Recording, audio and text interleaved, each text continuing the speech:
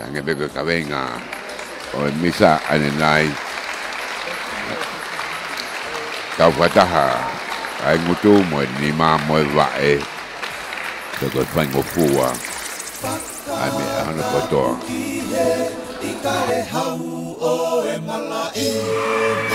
Katau tatari whataha ve. Mo kau ko sulu ko.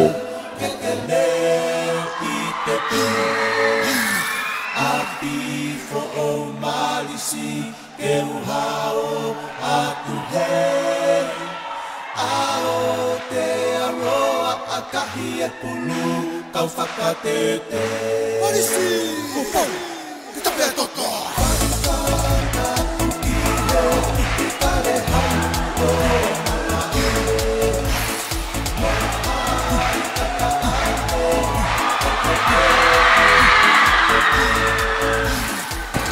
Koso tonga ini aku nau.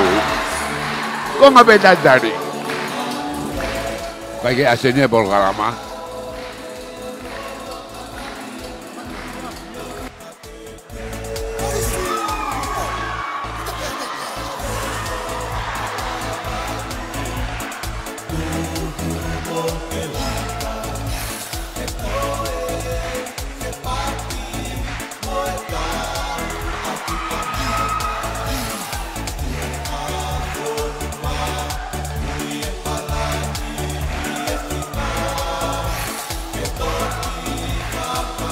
Kama to mai mafana ko juku.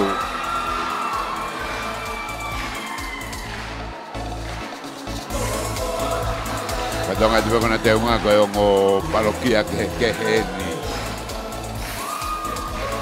Ko está la teupe.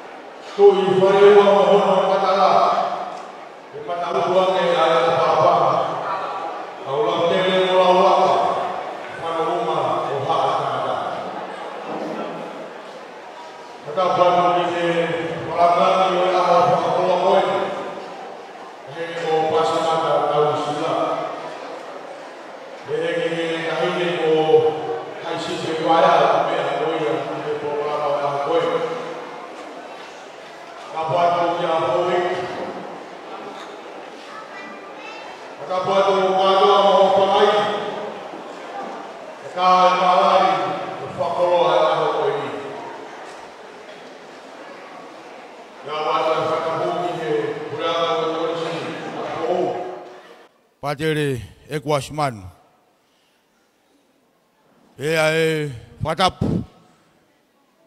Que sea mo Palestine e Kristo tuku. Kama sea PTA.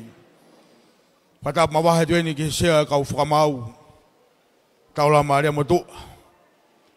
Fatapu que hoei que Kristo tuku hono kotoa. O ku tau mea i he aho koini. Ofa ke ata ha apa ngofua mai motua koini. Whako hoko atu pe mo kamata e tau polokalama. Kono katua ngai ai tau e te au nima ngofuru maa walu. Oi hoko mai ene pure anga i he korisi apfou. Whakawheta ai ono i vaenga aku kei hao. He kei tonu ai whakatonu hama. Mo e whatu whanua mi he kilua o e ngahi kilua. Kore pe mohani ke kamata e katoanga e whakoloe ako ni aki hatau lotu. Ako whawhei heni pātere pe au masunu. E whamore more o whai mua halotu. Hiki hake e katoanga kwa manaki ke tau lākai. Malo.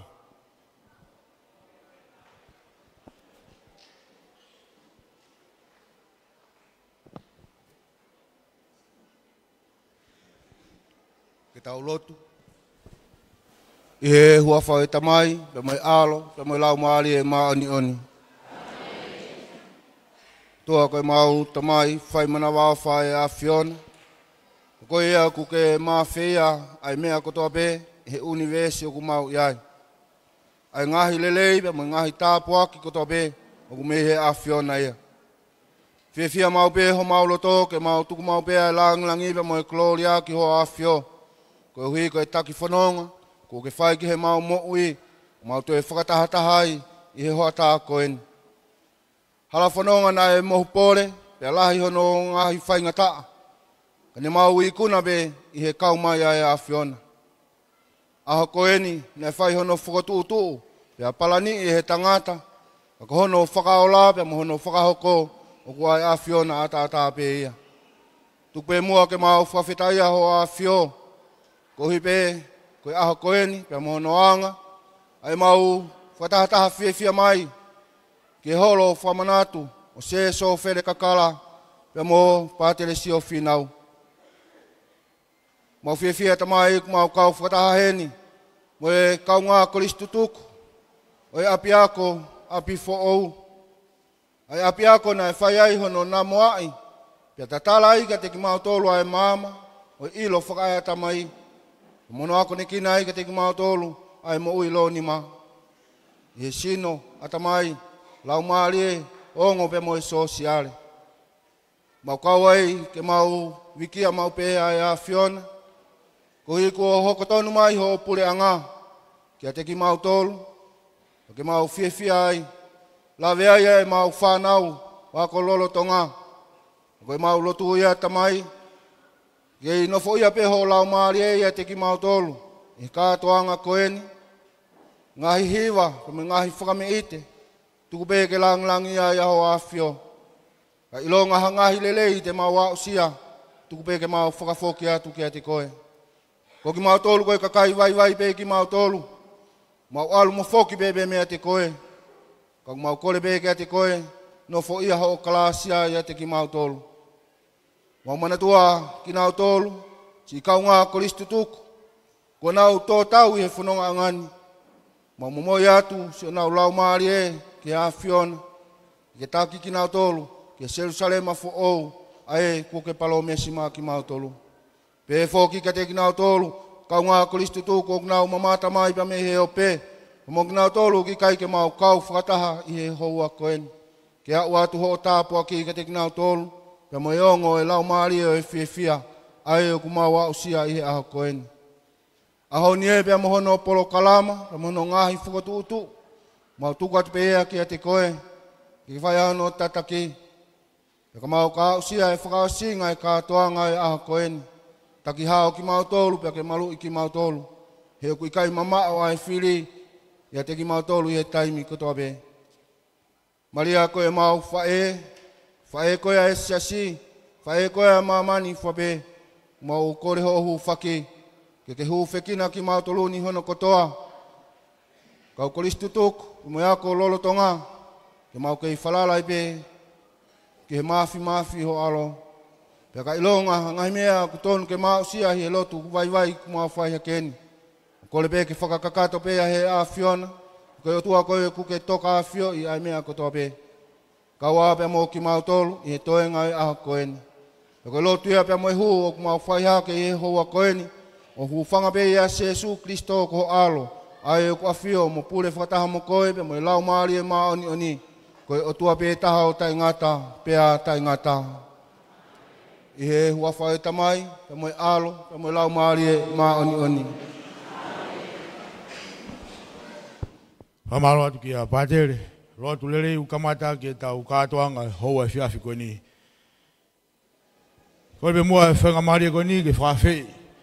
A sea o e PTA o e korisa fōu, Maria Rita Fisilau, in whai ha taritari ma ki tau tolu, pa tau tok hoko atu. Malo.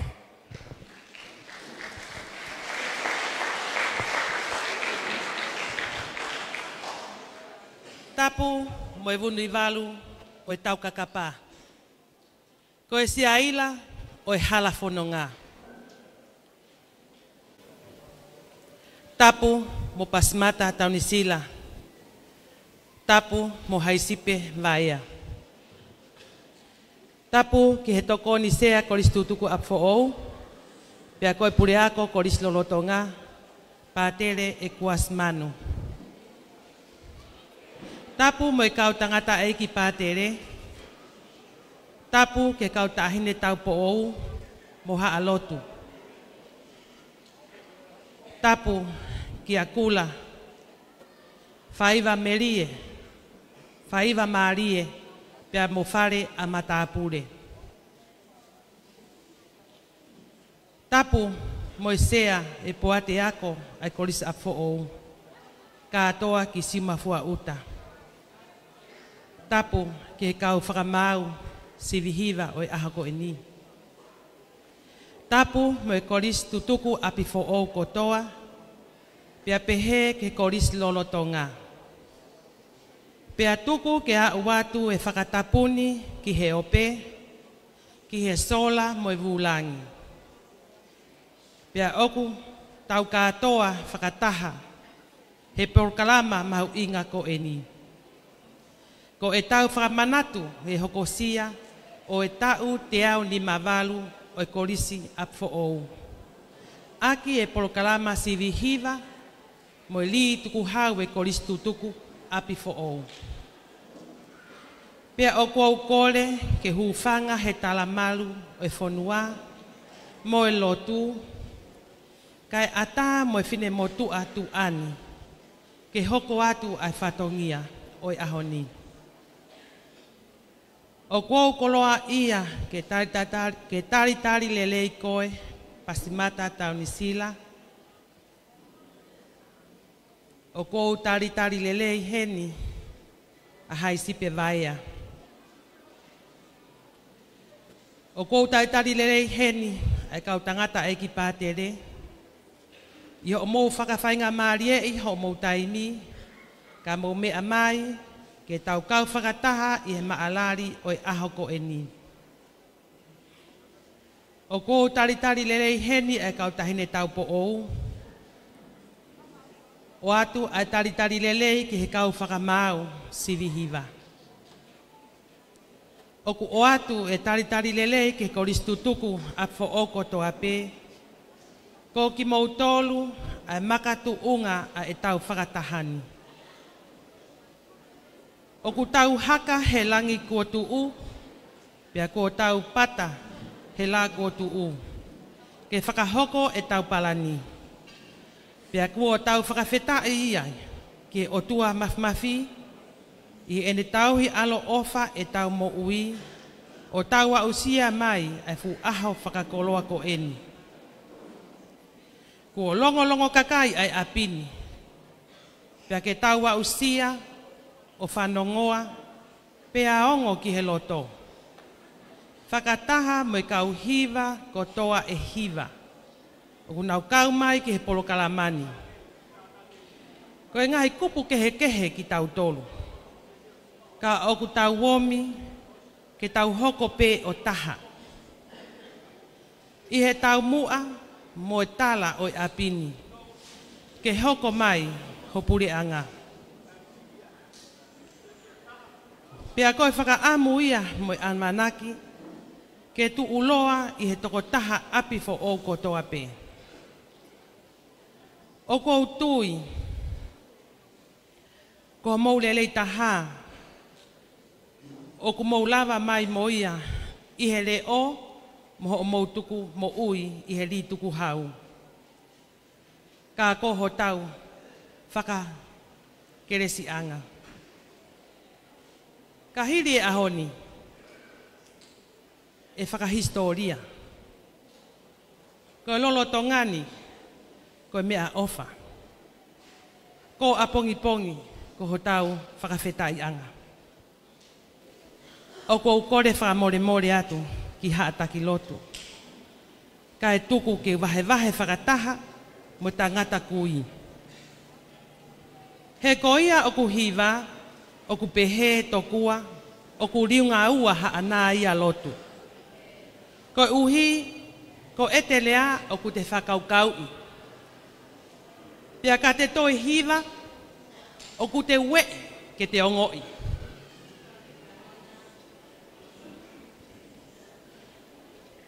O ku au tui, o ku tau fie hungo toa pe ki he vani. Wakai ki ho tau teunga, hine hina moi pulu. Pakoianga e ku pehe pia aku. Ko hiva, ko e taha o ngahi elemeniti o kune teu i kita ki he vani. Ko uhi, ko taimi o ku te hivai, o kune whakahe a ki tua, a ngahi fufu i hoto loto. Pia hoko le vaia ko hoto whakawhie maari e anga. Pia hange ai pe ia, o ku te he vani i ai pe. Kita, i he afo mo maari e o hiva. O ko whakatauange, mo o tua mafi, ke ne foaki atu, ki ate ki mautolu haivi o kulahi, le e o kulelei, mo haloto fonu he ofa. Ke whai me iai ho tau whakawiki, a hono whakamanatu a ho tau aho. Pea tuku, ke tau kaila, mohiva, haleluia. Api fo o we, api fo o te re. Kau toi ai atu. O ku ou tari loto mahafana ki mautolu, ki e kātoanga mahu ingani, tua o fatu.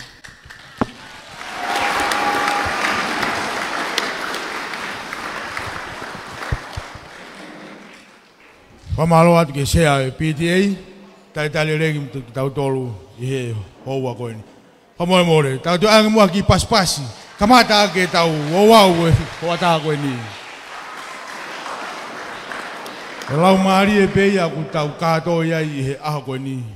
O ku tala haka whawhine pia mo tangata, ko e aha o e mawawa pia mo e fia. Ua ke tau hoko atu ki he tau hiwa bea mo e taurunga, whakamore koe whakamanatu at beni.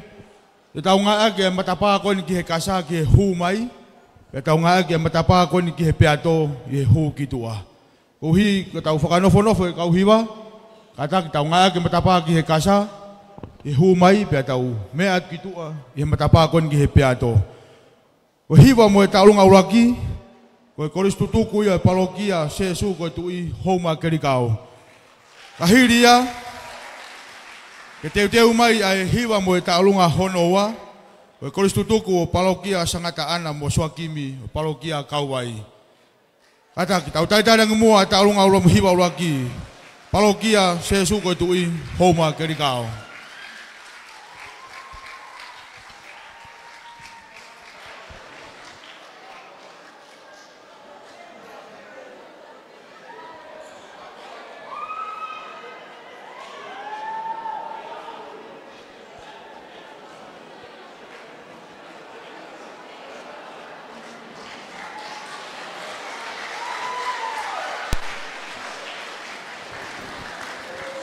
Tunga hina ko dobe ai parokia koe ni.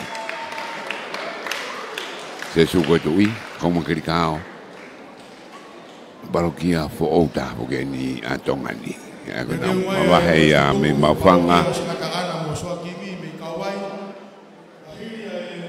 Koe stu tuku me parokia kerikao, e hoko atu ki he parokia kauwai. Hiri e parokia Kauai, teu mai e parokia Sangato Petelomo Paula, parokia Hihifo. Mahalo. Nengo koe parokia fo'ou. Se suko tui. Nau tolahi au pito.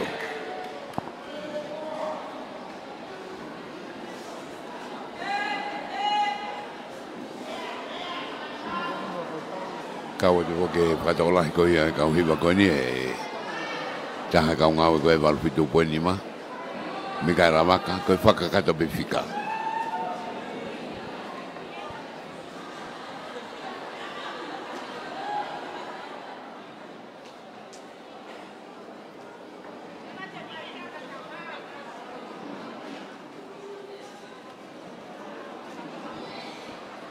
ko tu ko ya da mini funga stesi to ko no fulu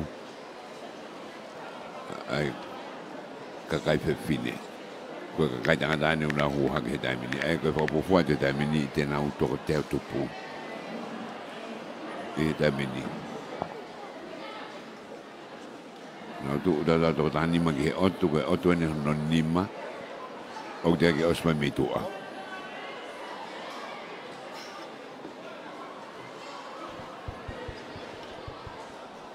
Mamore be ki mua e kamata e tau hiwa mo e taurunga uraki. Kore atu ki he ngahi parokia hono kotoa. Kau whai hiwa pe koe kau pure hiwa. Whie mau he kau whakamau aho mou hiwa. Mou tūnga whasi. E whai aki e nau whatongia ki hono whakamau. Ai whiau hi sivi hiwa o aha koe ni. Ngahi parokia konu te ke tānaki mai homo ngahi whau, homo ngahi hiwa. Ngahi tūnga whasi whakamore. Whia maa uia ki he pēnolo e kau whakamau, e whaingo fua pēr toi tonuanga. Aho no whakamau e muhono sivi, ai ngahi hiwa mo ngahi teu o e aho ni māroa pitu.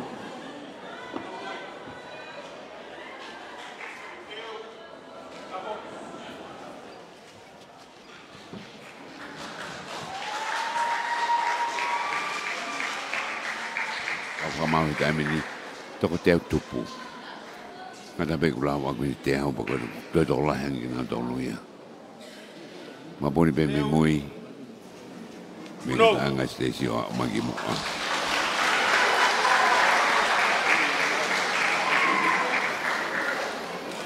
Taha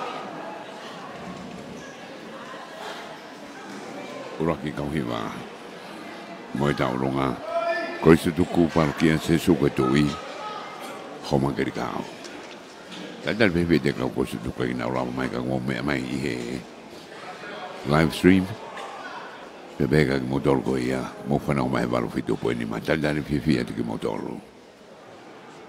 tau kamata ora ki kau hiwa e kau hiwa mo ta ronga hiwa una kau fe a ko ia William Precauno Taura mare mo tua sabri o mataere mo to ta ke ka fa mau se ka fa mau ko taura mare mo tua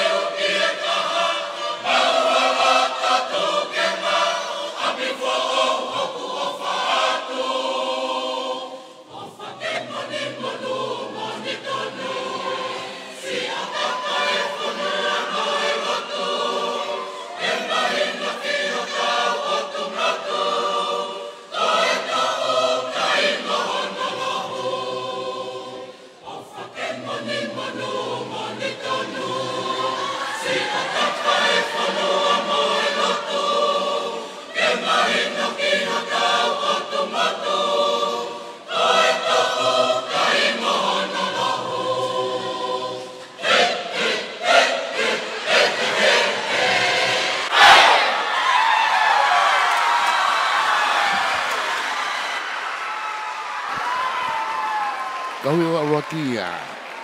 Kau situ kue parkia sesuka tu imi humagari kau. Halo, aku mau pas-pas. Fau sobre kakala. Apa o tu olaka. Kamu mau dong lagi main matapakon di piato.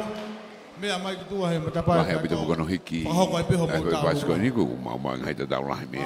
Kau mari ya betul no hiwa kau ni. Kau hiwa kau ni. Toko teh topo.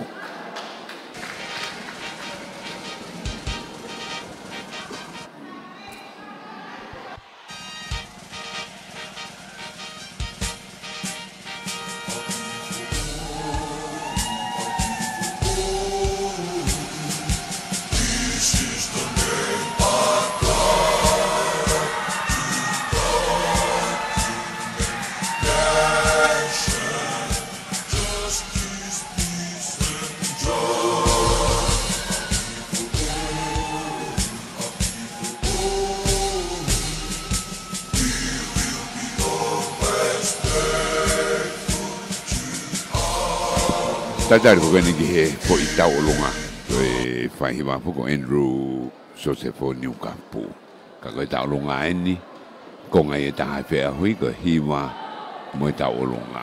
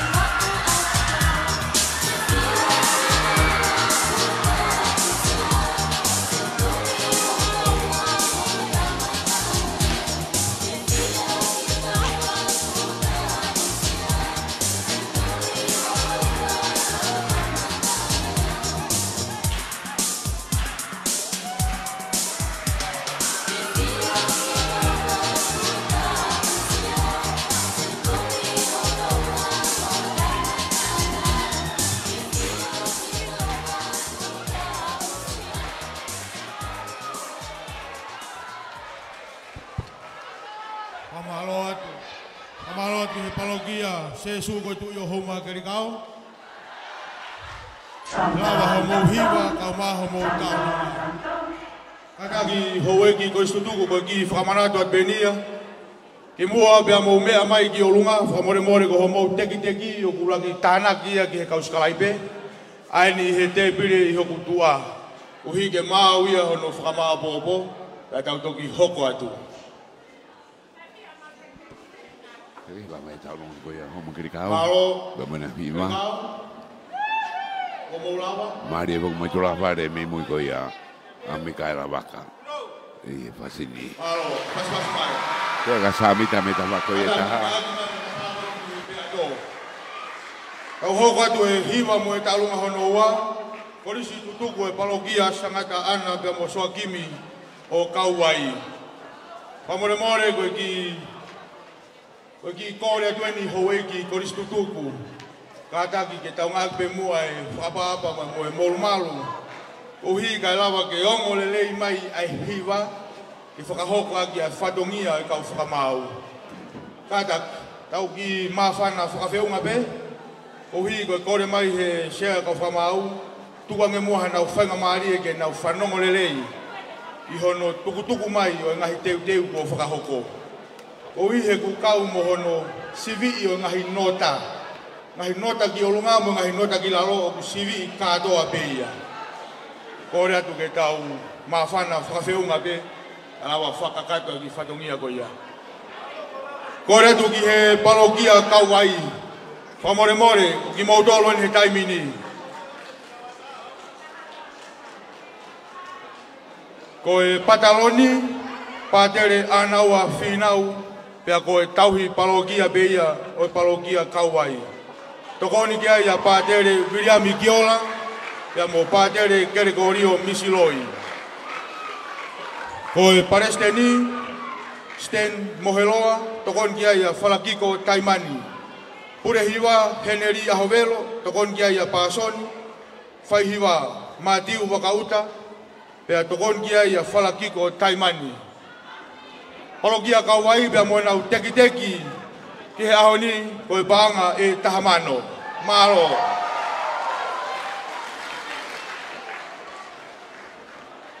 Kataki kai teu mai ai pea e palogia o sangato o petelo mo paula, palogia hifo, o modolo e hoko mai i he hiri a kauai.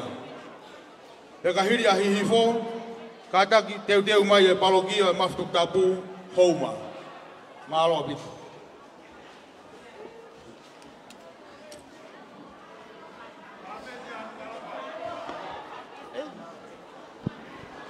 Tola kau hiwa koe ni, kau mai ai e pagilonga i whanau. Toko fitu o whatonga e te taimeni. No o smua koe no ke i whakahorong ke pe. Ai kau hiwa. Ai ako kawai ia. Porque a sangat ana mo sangat o soakimi. Kia kauai, malo.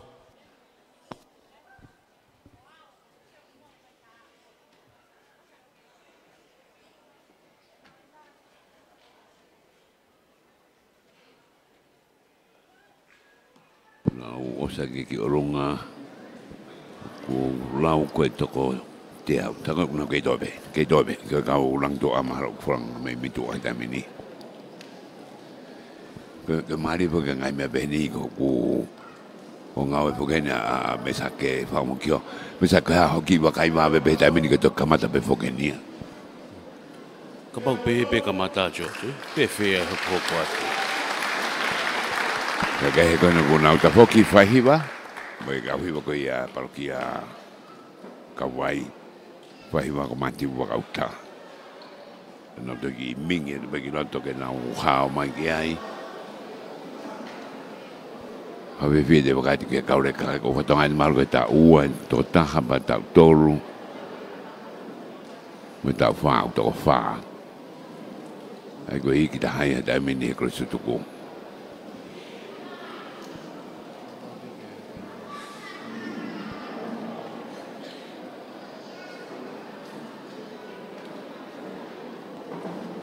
con ai no wa mo to me ki mal fitu po ni ma pe mo e live stream broadcom FM broadcasting o fa ton ni me holo E biko po Padre Sio Finau Mose Sofere Kakala I Apo I Maufanga. Ke aromari beto ne go ki marumalo I taimini.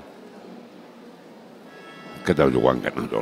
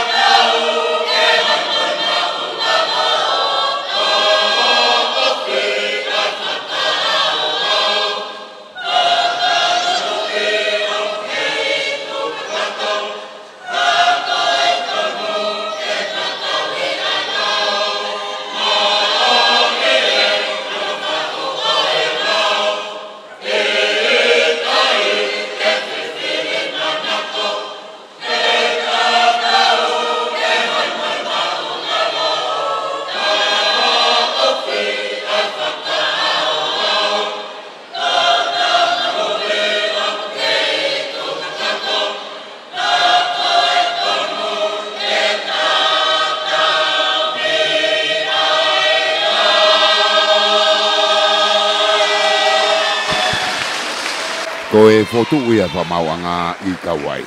Ko e pa ua so freka kala ko pa mauanga mari kawai pa hiwa ma te wakauta.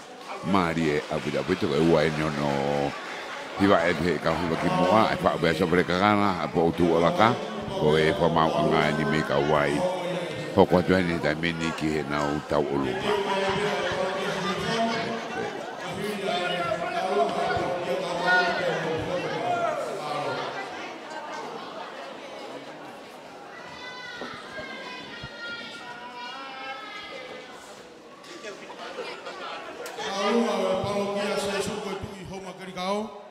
Pangai ni mafe valungiau valuono malo.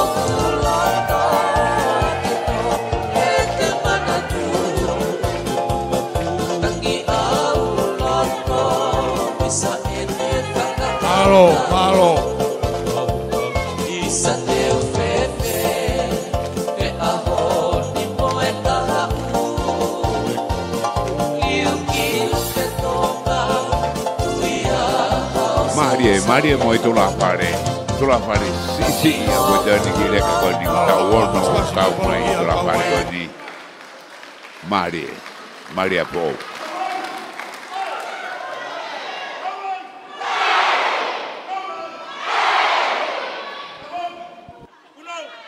malo kata kyo ngak me matapa ko ni ki pe ato.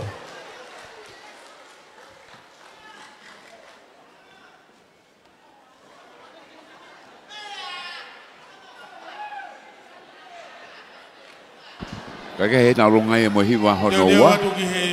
La matua ha makerikao mo kawai da hanga ki hifo. Parokia hifo. Amore more ko whakamana dot ben ke ngahi parokia. Kamore more o mai ho mo teki mo mo tukuhau ki mua pia kamata ho mo hiwa pia mo ho mo taulunga.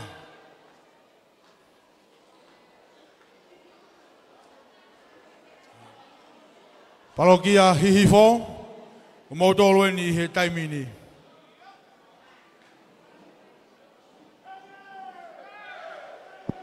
Hifo ni aku. Piu tau na tolu mai tua. Maria Hifo. Te wanga mai ko ia.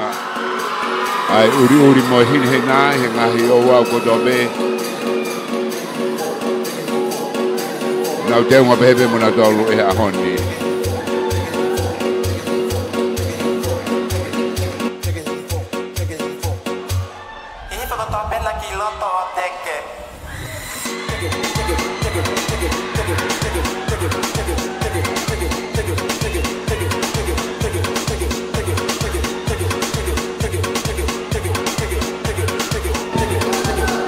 Ke he huma ko ai fo utak ta mai be no sea me tu a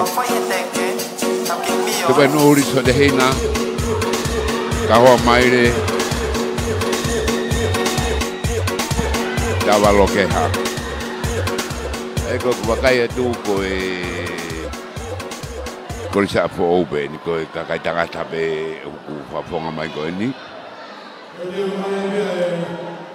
Ko istutuku me parokia maftu tapu o homa. Kahiri pia hihifo, hoko atu ki homa.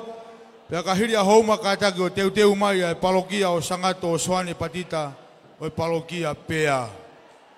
Mahalo apitu.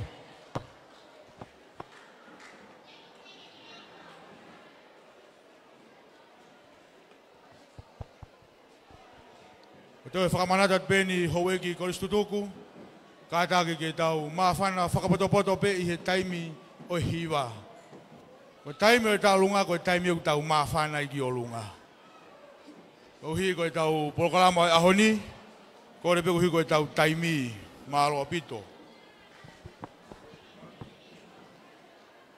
Toko tolu malu ai kau hiwa kona hei foko.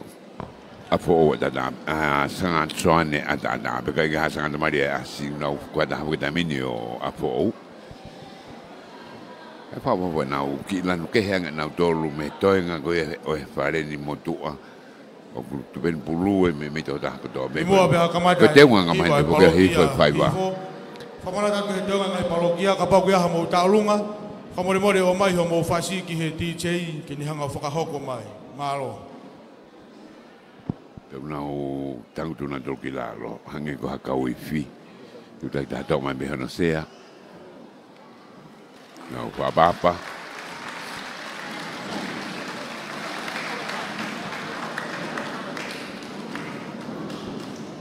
Lere whata hape hoke marwhit poini ma, pe moe live stream ko he Broadcom FM Broadcasting. Ko inga ko tō whamatala tō te unga, ke ko motor kona mamata he live stream ko uhu koe ke mamata whoki. Ai kau whanongo ia. Kana wai wai be aho fi ko ne aho ni lama te u ko tolu ni parokia sangato petelo mo Paulo ia mehifo ko ne una tang no doli na hange be ko ki fo bota ka vatonga si vi va ma ni ai ngai kra ka vatonga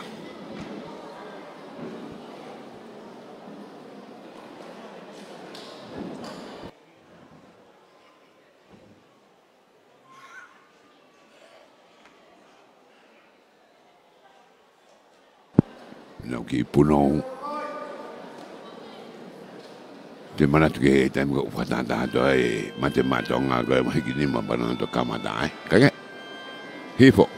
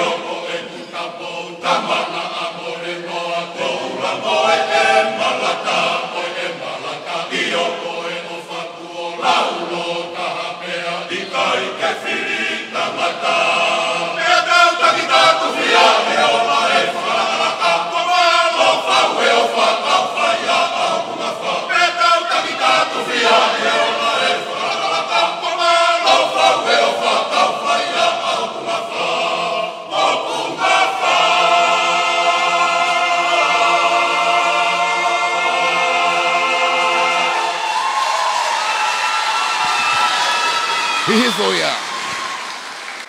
Kehe tu bena ustaira na dolu. Kakala mai na o himaka na o taurunga ni hoku mai ko ni. Kei dan bebe mo dolu mo ka mai. Na ke mare ko e ke tabaki.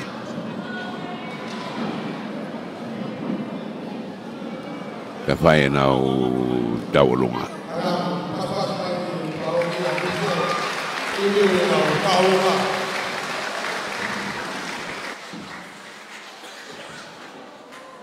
Mau pia taurunga pia whakahoko re wai. Uhi ko tau taimi. Whamore more atu taki mai tau tahini taurunga. Iyo, mahalo.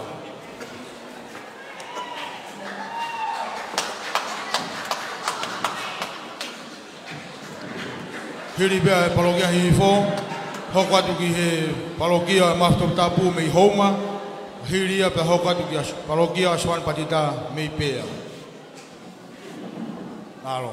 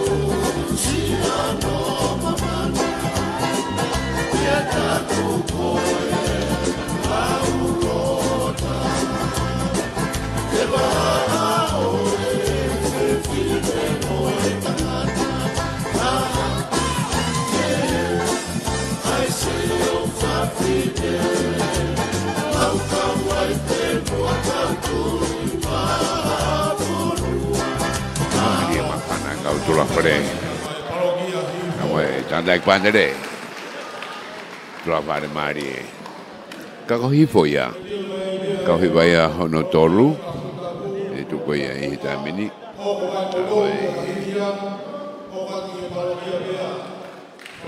Hawa heni aiko homa pada tahu ke pure anga.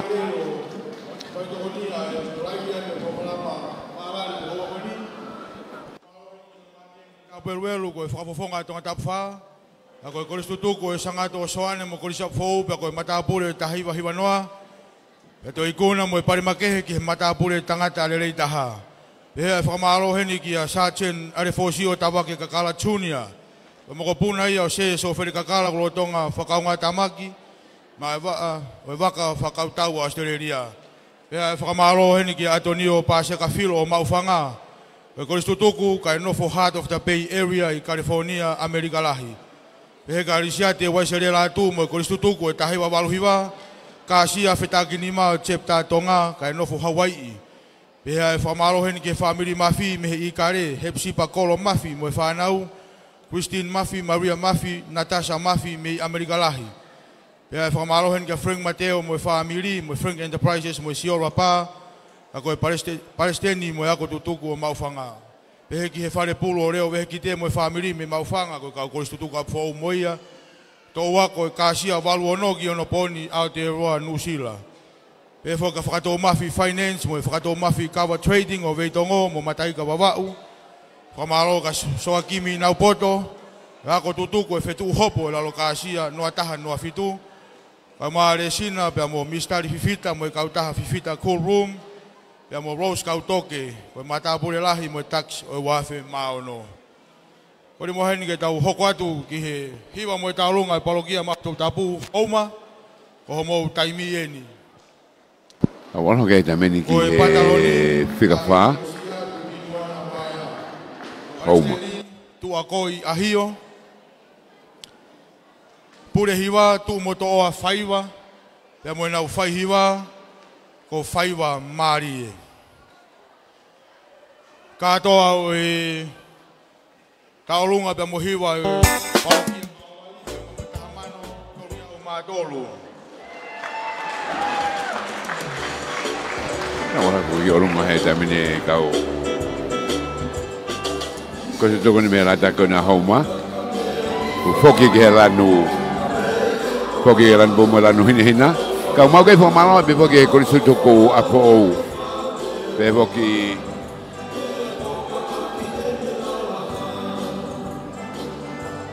Kia arisi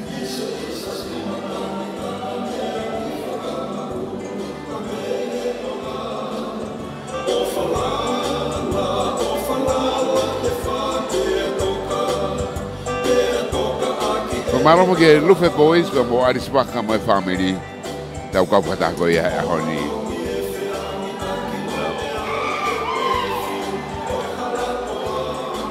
Paro ke homa pas ko ni wa ka na dolgi orwa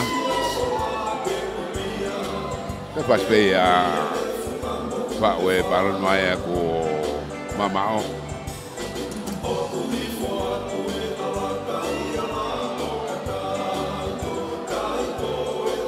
Kakato ki oro matamini na uto whanga furu nai. Pege ro ngai whanau, na me me toko ono furu pe, ngai whanau. Kai ke kona ui maa ki oro matamini whaiwa maari e, ai whahiwa.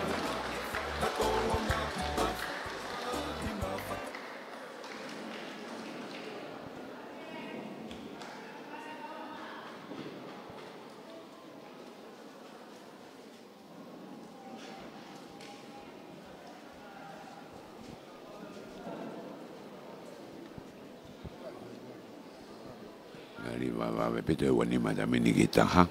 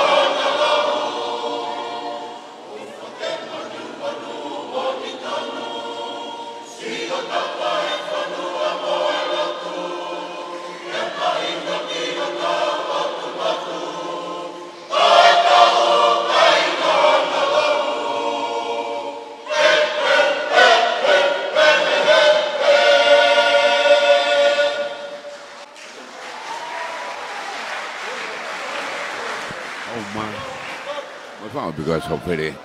Apo o tu o laka.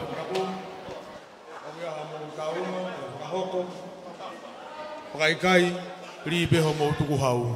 Mahalo apita.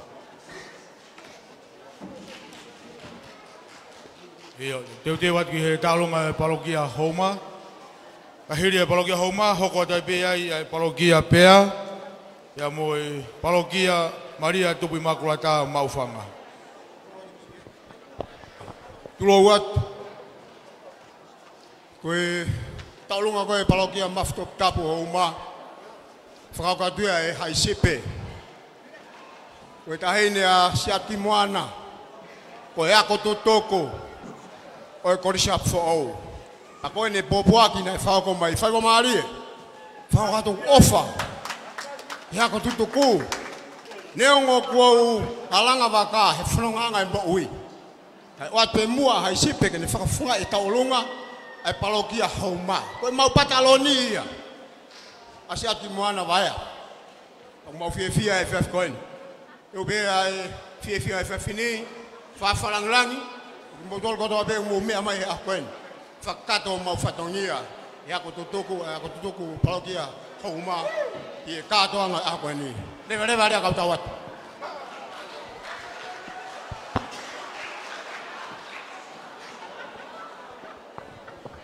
Whawa ke taolunga koe parokia Maftok Tapu. Pangai whaafe. Malo. Malo whaiwa. Pahoko e taolunga. Parokia Homa. Malo.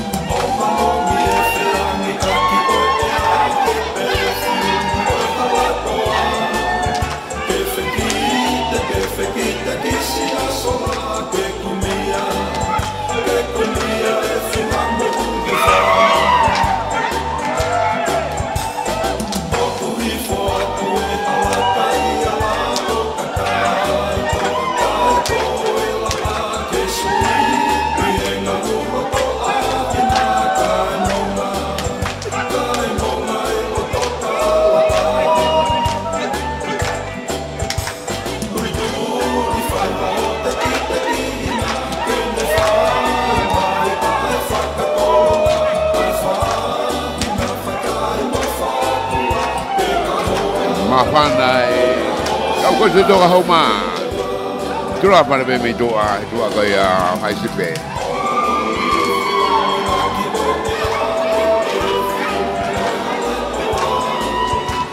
Tak ke be whaiwa maari whahiwa. Kau koe whine.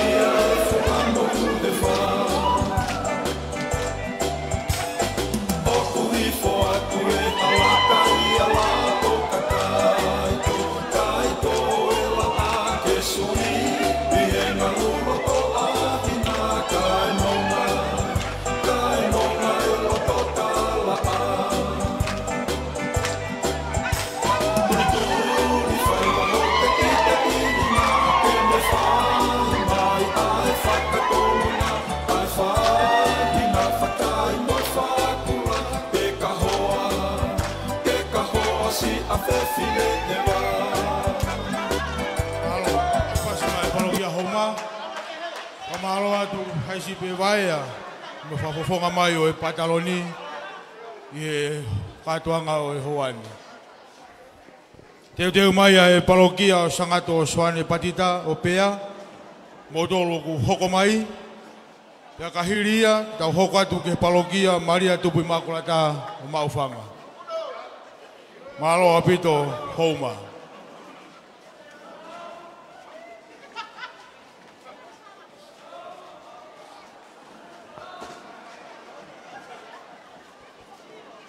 Holo peho mea kahine whalanglangi. Ko tawa o mai ni ki he vai ua mari o e maalari mo e kātuanga o e aho koini. Malo e kei kātaki o mai ho e ki koristutuku. Ko e tālunga ko ia o e palokia hihifo. Whiunga katoa mo e pānga e tolu afe whānge au tolu fitu. Malo e ofa mai korislolotonga.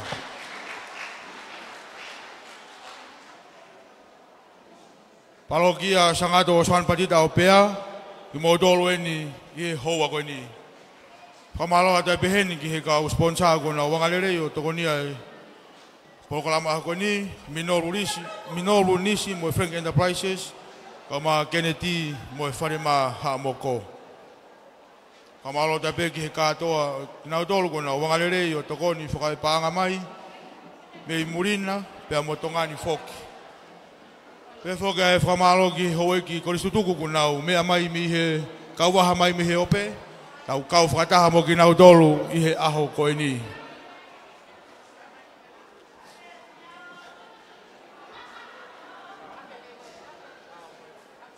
Ko hiwa ko ia e palokia sangato o Swan Patita o pea,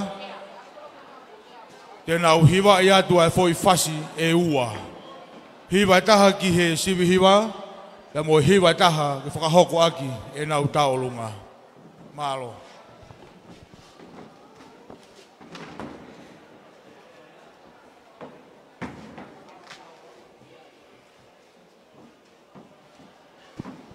Kau hiwa kani wange be ko hifo tak tah tau tamai be hano sea mei tua. Nau toko lahi abito ke nau foto tua ni. Ke hao koe ai orunga.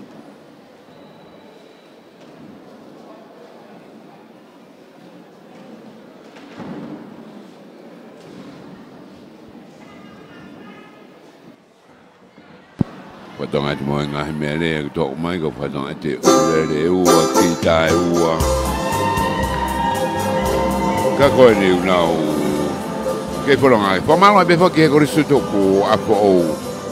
Pege Rufe Boys. Ka maa ariswaka moe family o mo wangarerei. Ka tau kwa whataha. Mo wanga sponsor. Ai whamawhola tu i he re teo walwhitu poini ma. Pea moe live stream I Broadcom FM broadcasting. Kita kau kotoa ai. Mo mama ni purbe. E ho mana tu ko ia mono katonga i o ao.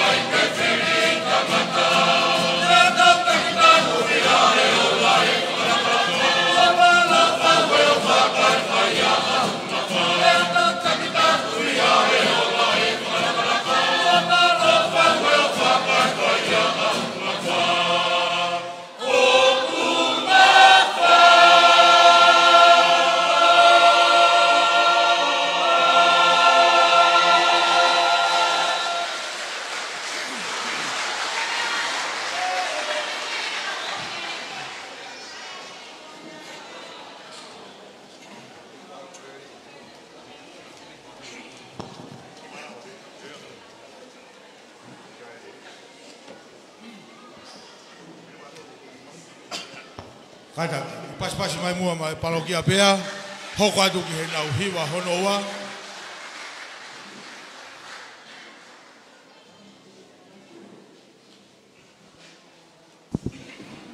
Ike hapea hiwa e waia, hiwa honoa.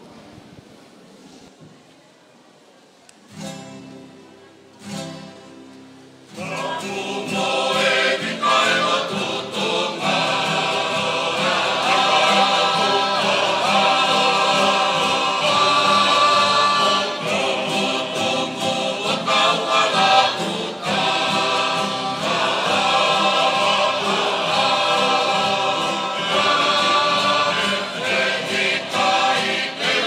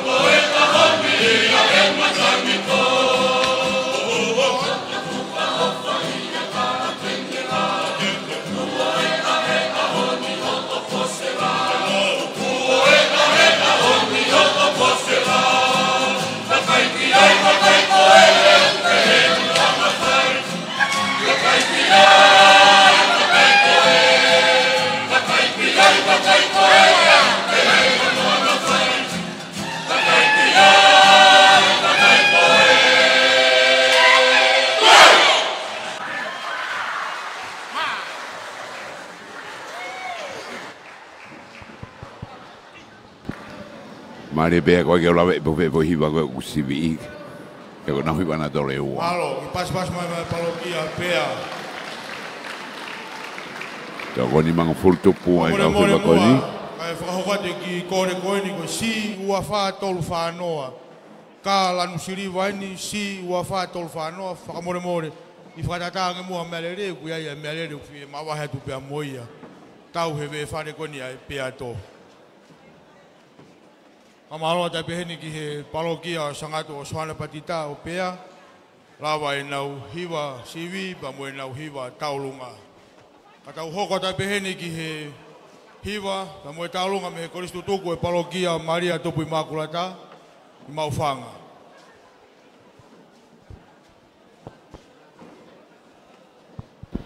Hoto tono e taha? Hotonga mea mai ke palofit poini maa mo e live stream ai Broadcom FM broadcasting Maufa maro be foki ki he Koristu tuku a po be foki e Lufe Boys ka ma Alice Waka mai family ina wanga le ka mau fama fora tu ai ka tonga ni ke tau ai wa me ka Koristu tuku ka katolika mo tonga ko toa mo me mai i tonga ni pe mo muri na foki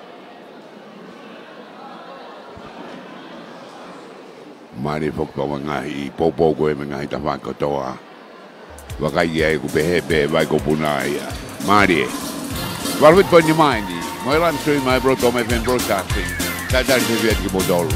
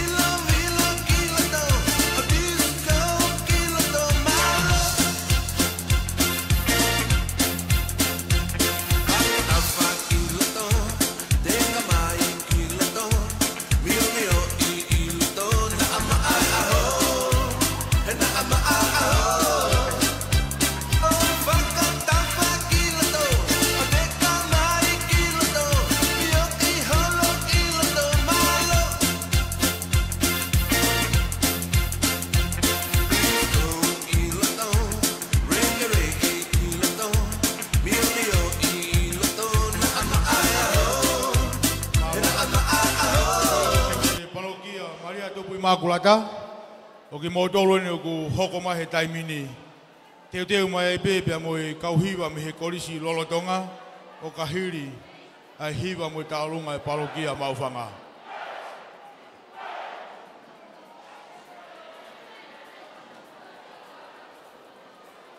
Maufanga ni unau hip hooray mai me tu ako ni unau take ki orunga te wahina Maufanga ia Padere pea o masunu.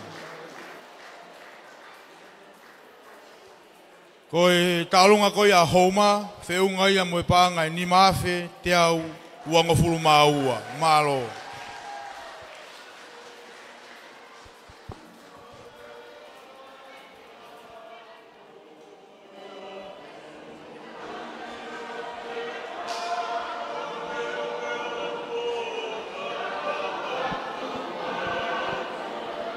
Hima me Maufanga i mo nau kakake ke Stacy. Mari Maufanga.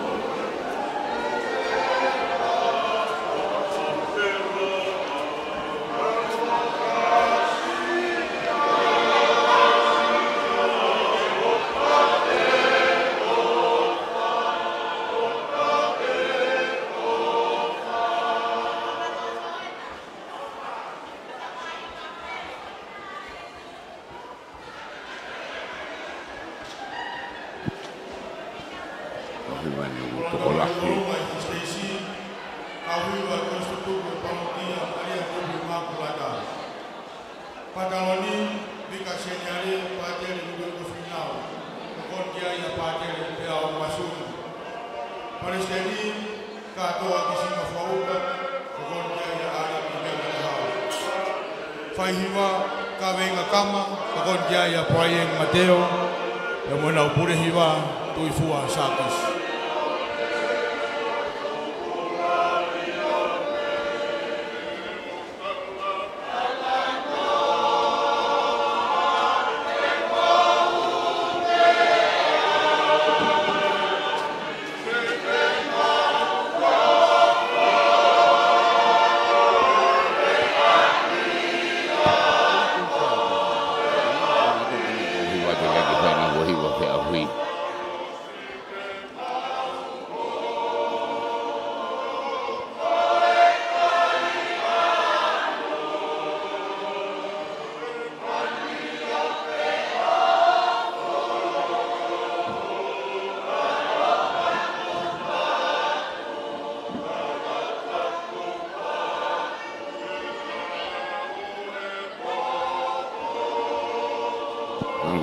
wa to la ta hai ni ko na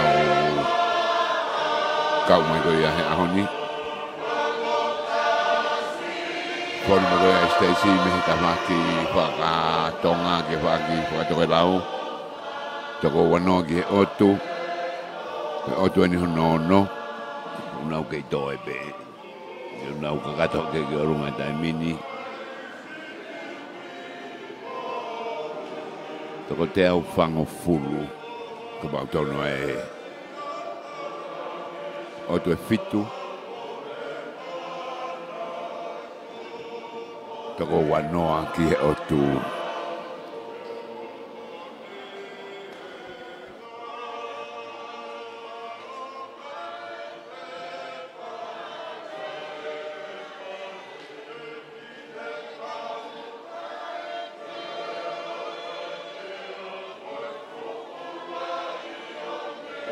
Ako e whamama whanare o beni kau e wa mawhanga parokia sangato Antonio Patua kadaki parokia mania tupu Imaculada whahiwa kawengataka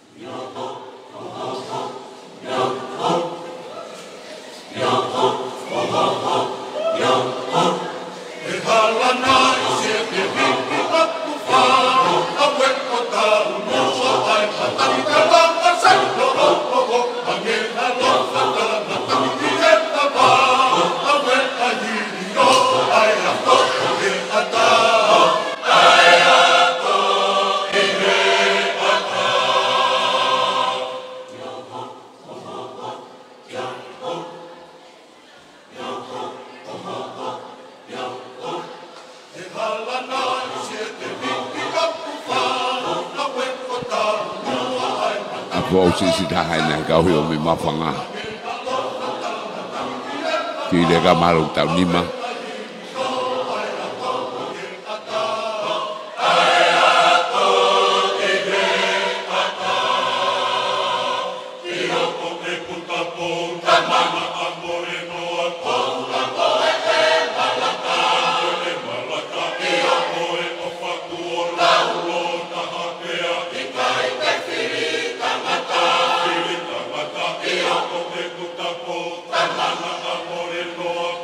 Amor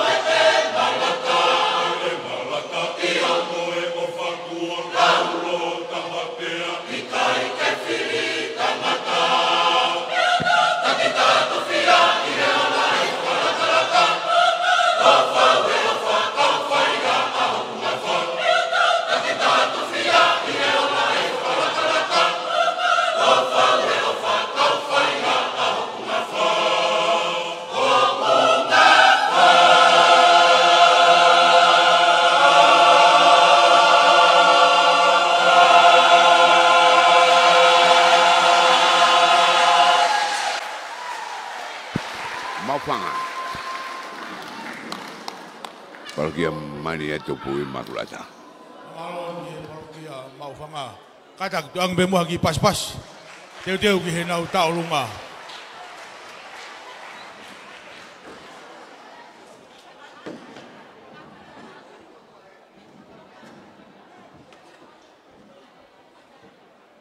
Okay, tari koia ki he taulunga parokia Maria Tupu Immaculata. Taulunga parokia pea panga e ni mafe. Malo.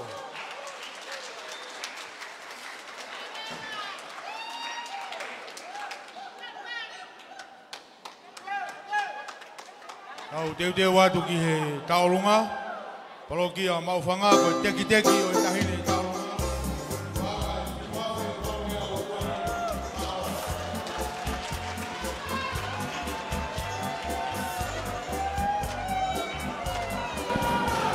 Saya dari kenal taulunga Maufanga parokia Maria Tupu Immaculata. Taulunga ni pafea mabe preseni kado aki sima pauta. Frank Mateo. Kolisi lolotonga kahiri ai taulunga hokatu ki he kauhiwa ko solotonga pia mo hokat kia e kauhiwa me la lokasia malo.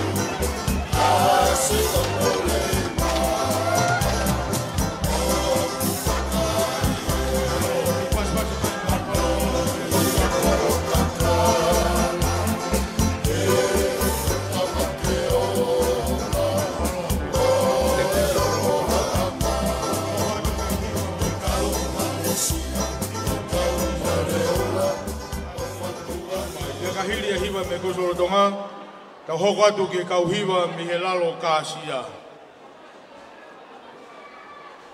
Holo peho mea tahine whalanglangi. O tau wau maieni ke tau mui o ngā ue.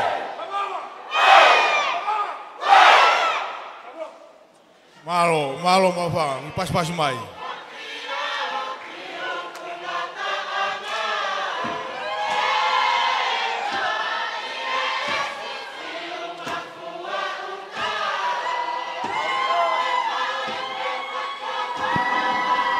Awani ke huki toa.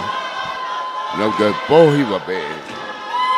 Iwila he mawhanga he honi. Hiwa he aroki loto, hiwa he nau hiwa he taurunga. Ke awani ke poki. Mare mawhanga. Kawa i pehoki nau poka manatu na tauro e ahoni. Ai tahiwa tahawa. Ke kau tapawha i ta ugoia. Ke kau mawhanga ata abe korisi apo.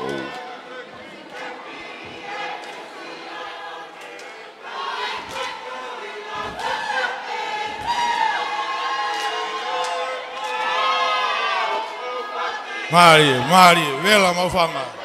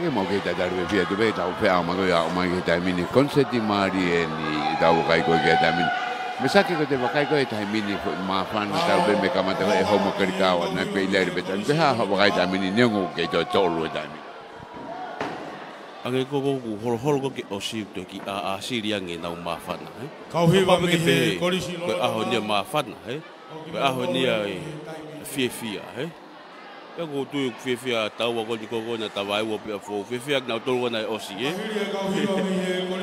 ka ke he de mari fu ke ka mai ka koris ke he be na tu fio mai be me wa bia ko ke he ka na ka wa ta mai he ni mau ke ta be fo malo be fo ke koris tu ko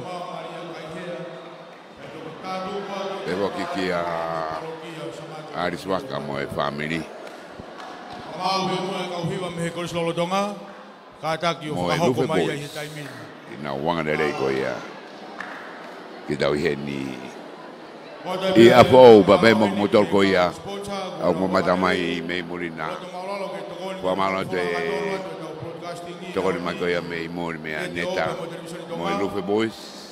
Malo apuito. Whamalo te heniki a mātia ni tapueluelu. Sa chen arefosio tawake kakala chunia. Ato ni o pāsia ka filo. Risita waiserela tu mo kristutuku tahaiwa waluhiwa kasia fetaki nima o Tongani kai nofo Hawaii family mafi me he ikare Frank Mateo mo family mo Frank Enterprises mo Siora pa fare pulu o reo vehi kite to wako kasia waluono ki ono poni Aotearoa Nusila whakato mafi finance mo whakato mafi kawa trading o veitongo mo matai ka wawau pea whamalo ga soaki mina pot ako tutuko fetu hopo lalo kasia noa taha noa fitu Ka peheki a resina mo mistari fifita mo kau taha fifita cool room. Rose kau toke matapure lahi mo taxi waf maono. Kau maa minolu nisi keneti mo whare maa haa moko. Whamaloat ke ofa mo tokoni.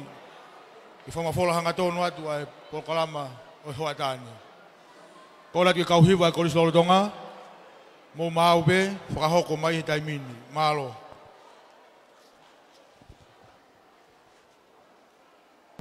Toi beta tolo he taimini, o se ua me he taha. La a whaputoana, nuara amawhanga. Hona utaki. He taimini. Pure ako. Pātere e kuasimani.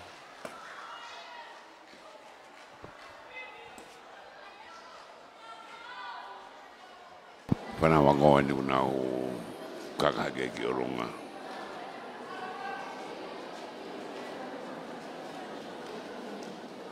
Whanau mga mea i whiu tō hake.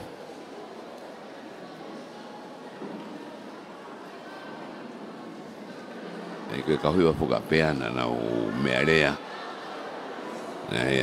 Ki tā tolu mo i ukulele tolu. Tā ukulele ua, puke ukulele taha.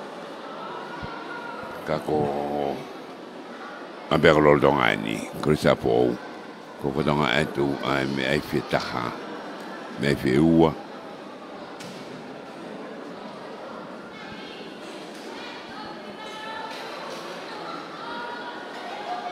e to o to ta ko to bene fo dana no uri hai ma be ko e hiwa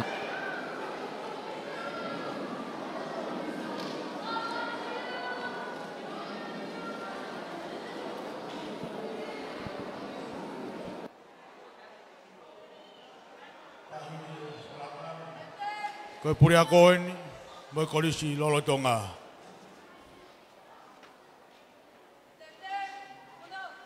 Halo, ki pasi mai moi kolisi lolo tonga.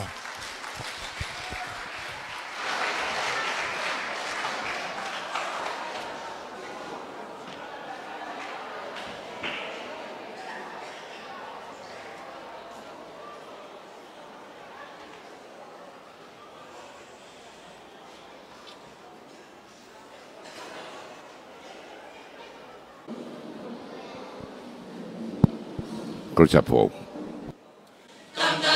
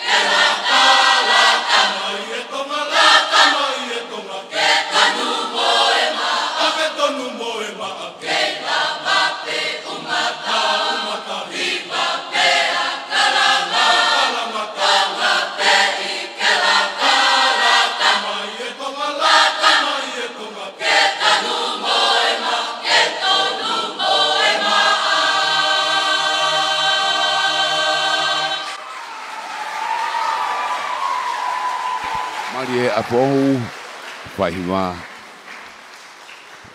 Sipinoti Junior moi va so fere fare area uwe bifoke fare area monite Malo, pemalaki kahira kuso no tonga.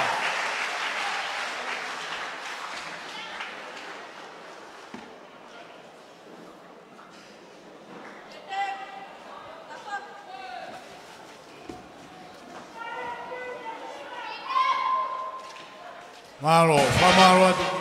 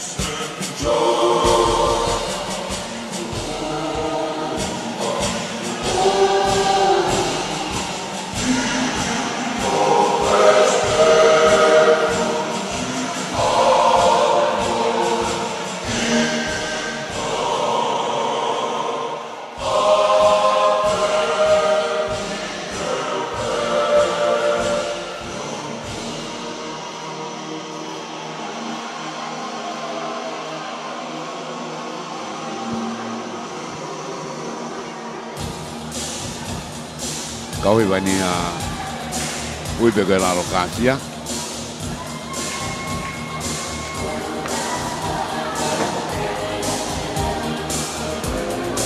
pada mai tu ai mere hui la ku o aki ki olunga ta ta ke bebe mono sea ai mo mere ke ulere mo ukita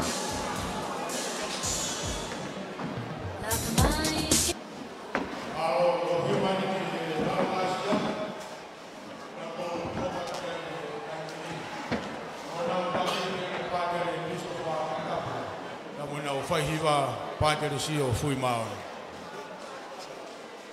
O ka hiri bea hiwa koni mi he lalokasia, i tau hoko atu ki he kaolunga, ai ongo mata pure lahi o apou, whea o moelotu, pia mo Maria Kaihea.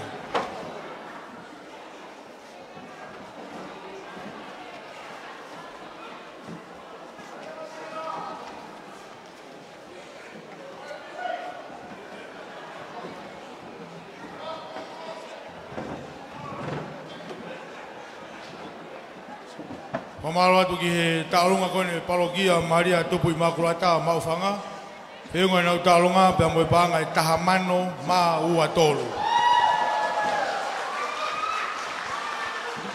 Ia koe teki eni o e hiwa o e koristutuku lalokasia koe nau teki paanga e ua afe. Malo.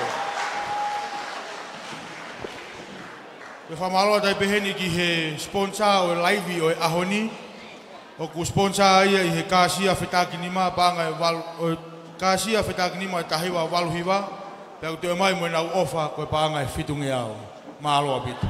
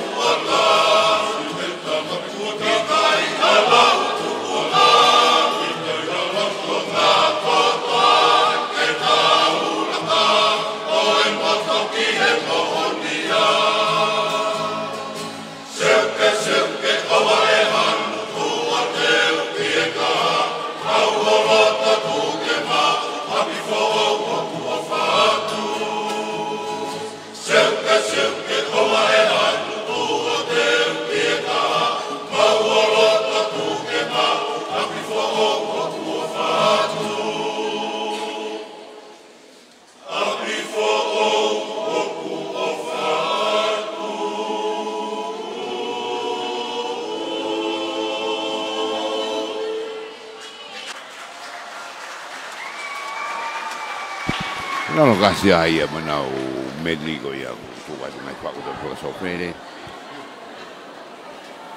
Poi lau da olunga. Lau hi bata. Maro ati he kauhiwa me lalo kasia. Pa mo lau hiwa uruaki ki he ahoni.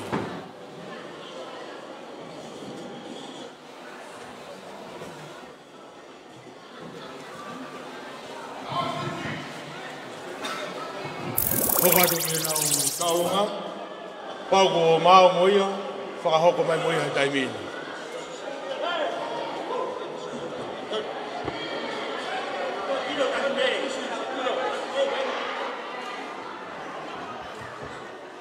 Iyo, whakahoko e pēpea mo e taurunga, kauhiwa me he lalo kāsia.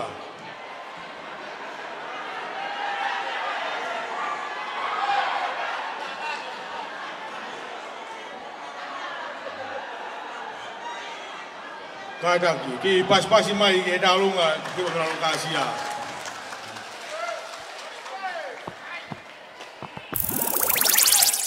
Whakatapu ki he ikare hango e malai.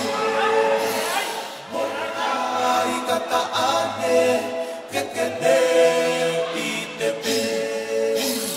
Api fo o malisi ke uhao atu he. Ao te aroa a kahi e pulu kau whakatete. Malisi kupo, kita pia toto.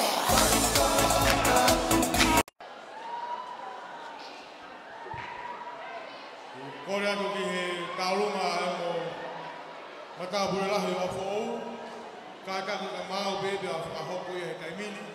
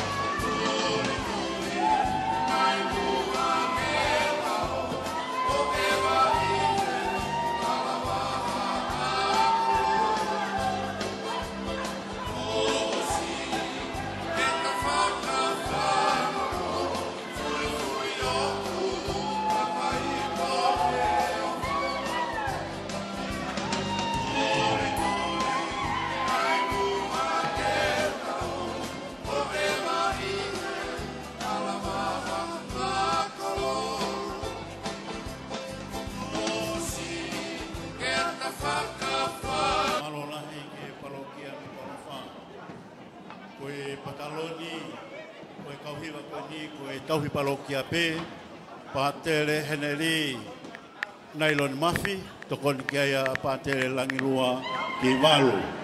Palestini, ko siananga a kaitapu palu, pia koe purehiwa ko posko le whai. Ka maho ke whaihiwa, Million Berg, kai kehe.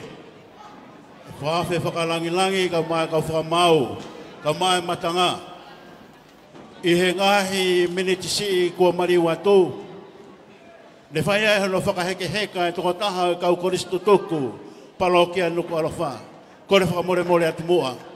Tau ai moha ki whakapaapa minite taha ake tau ki ito karonga. Whaia e tau whakapaapa ki he koristo toku ko Willow Saman. Ai anai mi adukai ai tauhi parokia ke whai hono whakaheke heka he pompongini. Koia kore atu mua. Eki pe whakawhe whakarangilangi ka mā kau whamau, mōg mō tolu kauhiwa, eki o tau ange mua haki whakapa makehe, pa moe Kristo tuku, whaimate aki, Willow Samani. Whanawako,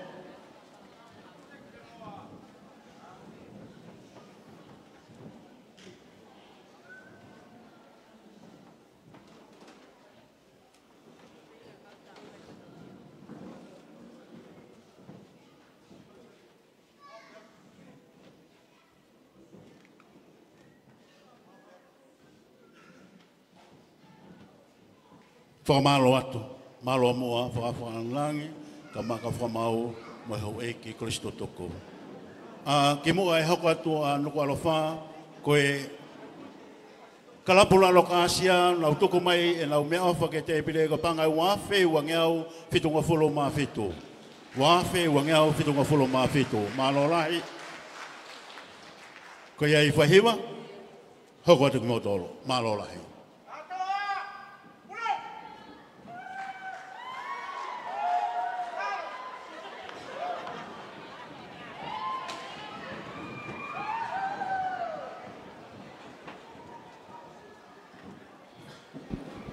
Ka hui ma tau rahi ni whanu moani pe ai punga se siko tau ai o lunga. Nau sea me tuu me mengo tuli ki o lunga.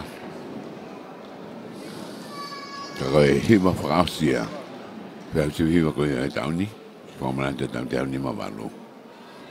Me tuu paroki a sangato atanio pātua minu kalfa.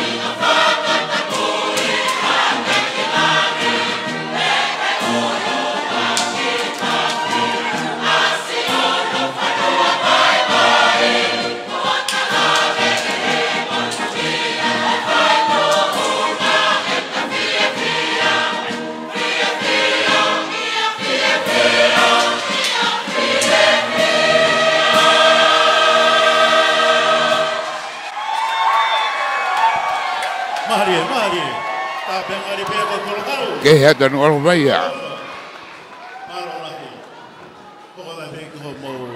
Dok lah apa itu? Kemarin nak hiba.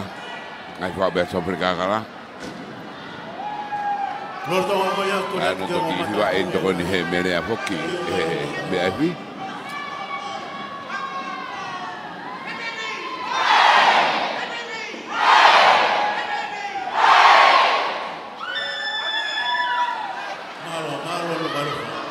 Wala fa ka fa na ta lunga ka kwa ke holo ki ato na do la hiki do a Kristo toko wa utaki mai ai ofa mi he ope talavo wena tau tolu rotonga kau watu kau ngata make atu he tau temi aka polo tau toko fitu lisiate hui hui ko e panga e tahafe tokoni ki he palokia he hifo pas mai ako rotonga manatu mai talavo ko ni ki apiako na le ihai panga tahafe lisiate hui hui tokoni ki he palokia he hifo Hoko atu ne maki e nuka me ite me e palokia sa to dio pa no walofa malo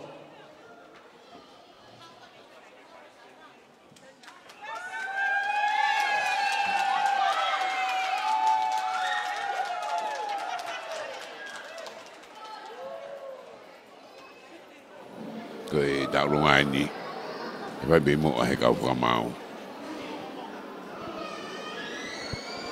Rotonga mea mai he o pe kau Kristo toko hoa eki Kristo toko e korisi ape fo au fonua lahi kau mai kontineniti kau ma no sila mo fe fua ma man fua pe mea mai kau waha ofa koeni mau tari le atu me o felenite kwai kau fa fonga heli kau Kristo toko mei mori tari le regi mo tolo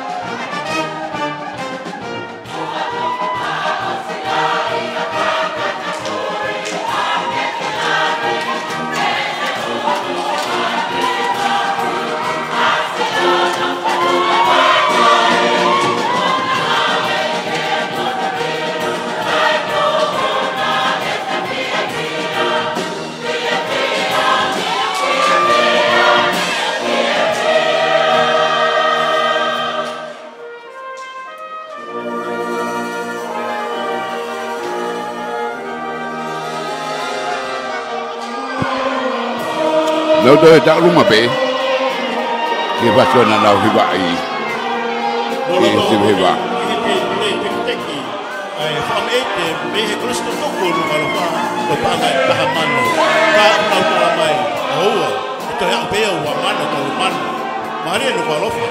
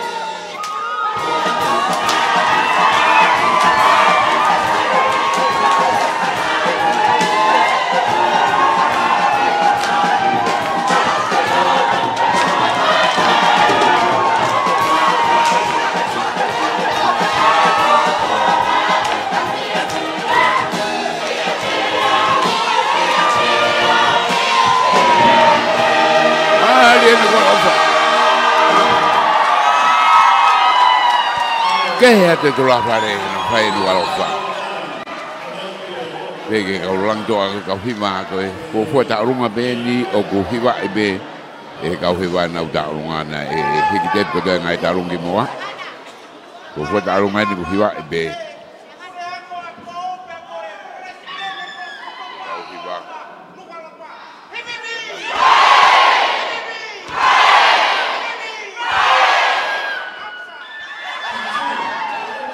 Asa nukalofa kena No paro fa ia. Lawa. Ni me ofi beto ko uangiau. Hange ko me na foko haka na nai na ihe te pile tek ta lunga e palokia nukalofa ko panga e tahamano. Ko fe mau mai be nukalofa ko men na ufas. Kaya ko fo asi fogia ta to ko e se hiwa manga ta lunga. Ko era taki ai ko se ko ia parokia sano tangato Antonio Patua me bahenga nukalofa. Não. Eu vou arrumar qualquer total, não toda.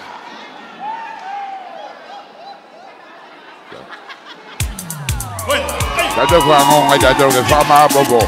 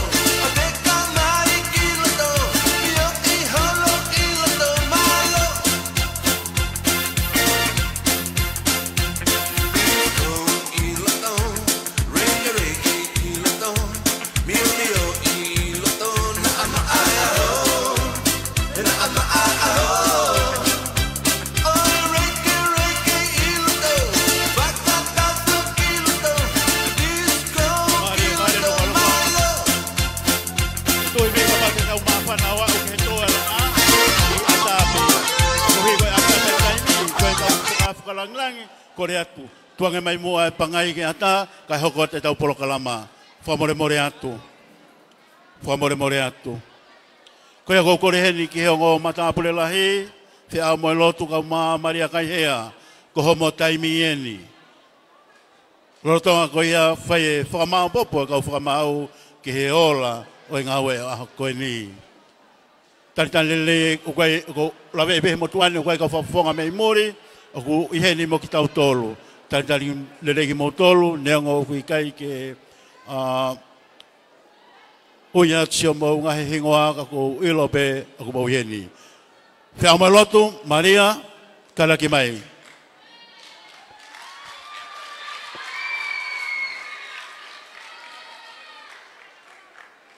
yongo mata pule la yeni o e korisi he launi fe amalotu hingoa to me ho eiki tokoni kai matapule lai fefine Maria kai hea.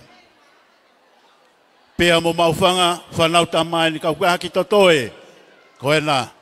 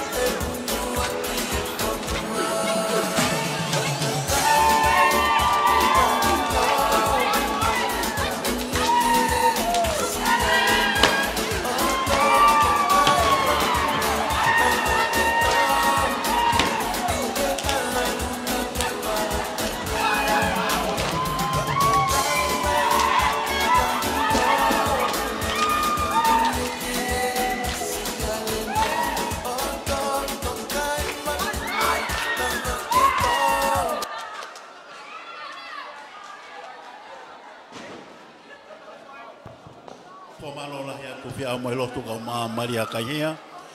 Fana wako ba mai kau fai ako una lotu ngai olunga. Malo api ko fai patongia.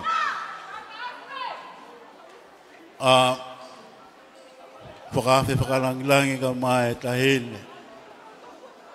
O ko whakawhi heni ai taki o kau whakamau e a koen. Ke whai mua no whakamau popo pa mohonola. O e ngau e mamawhane nau whia. I he aha koeni. Koia ko kore ai. Ki he taki koia e kau whakamau e aha koeni. Karaki mua. Kai whai hono whakamau popo e tau ngau e ki aoni.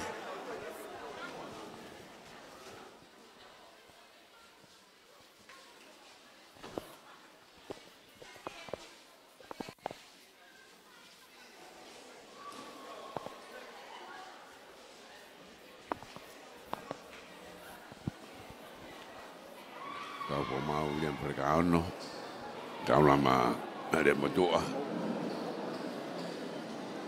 sebelum matai ni, kau po mau ni,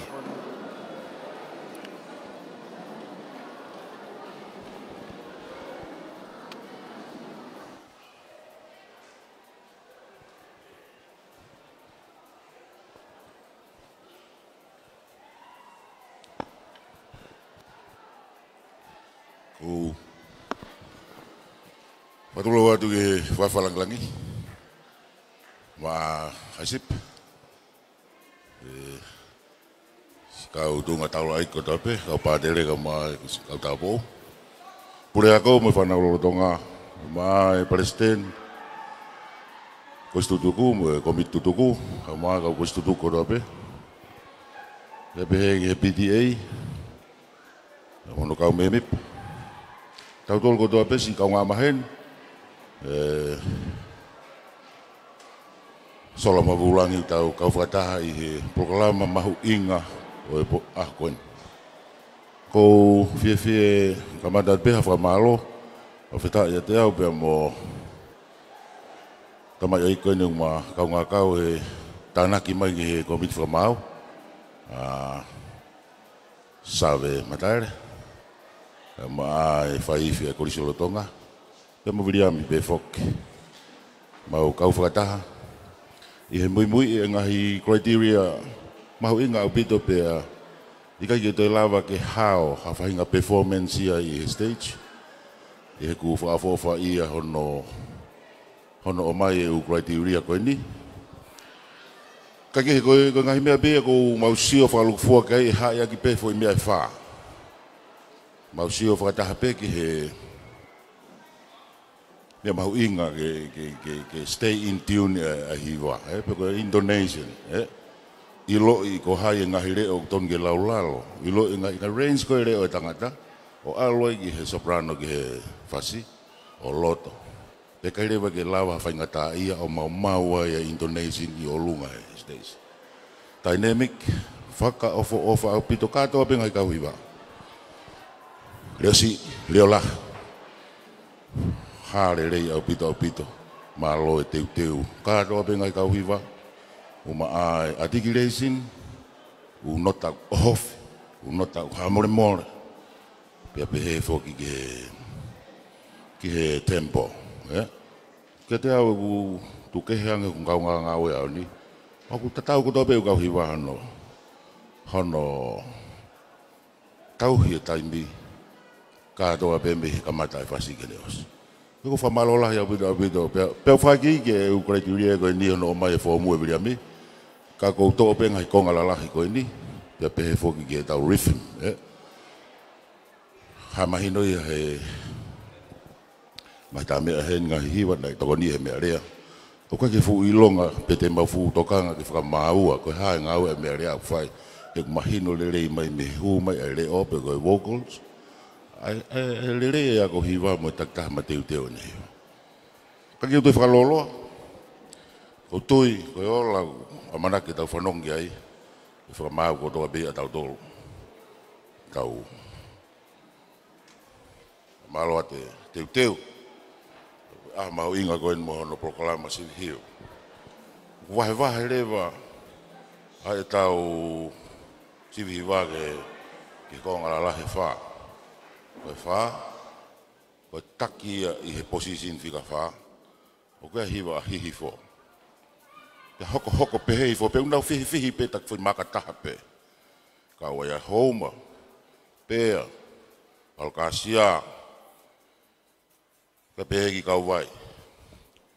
Ko e ngahiwa ko ya nau mahanga ka dona do he fa.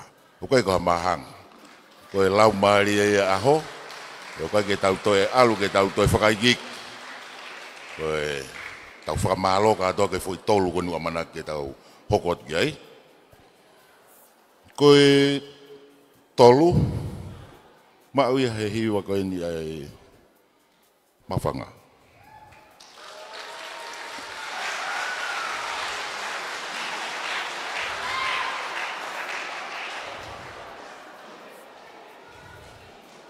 Kua rewa e Korisi Lotonga.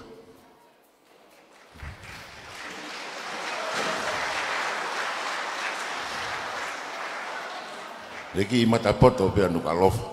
O nau mau e nau tolo e. Ai tau katoa ngasi hiwa e honi. Oku ikuna ia e nu kalof.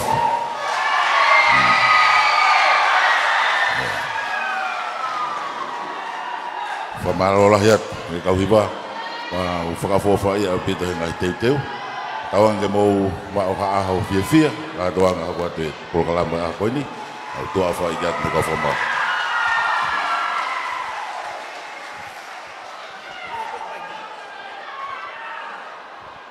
Whamalola hea tō ki he sea kau whamau e aha koe ni, kau lama rea matua, ki whamau popo kua whai.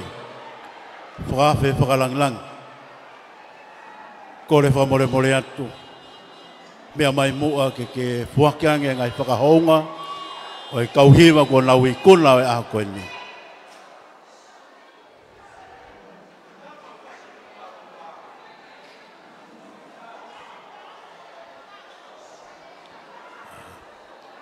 Ki o mai pe mua e whakahoko-hoko koe mai.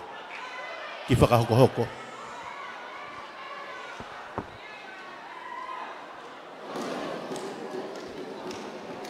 Maria tu pui makulanda e mawhanga. Ka wenga taka.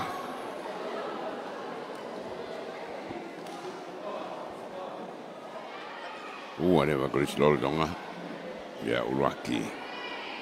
Sangatu Antonio Pato. Ai pare ni mai que no fue aquí hoy aquí no tolu.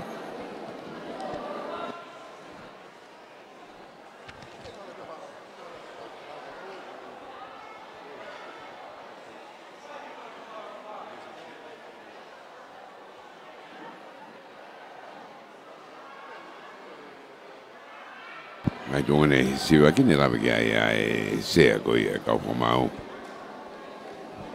Tala ma ale motua.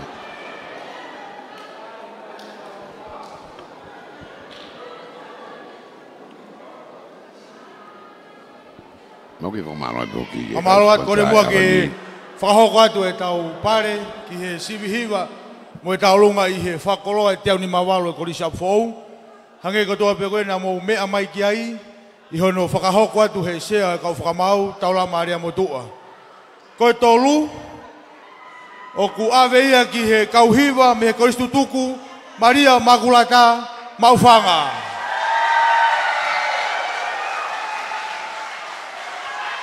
Koe tolu Parokia Maria Tupu Imakulata Parokia Maufanga.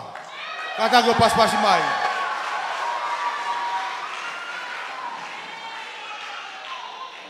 Koe ua ki he whiauhi sivihiwa mo e tālunga ki te au ni mawalo a whou, whakia mai kauhiwa me he Korisi Lotonga.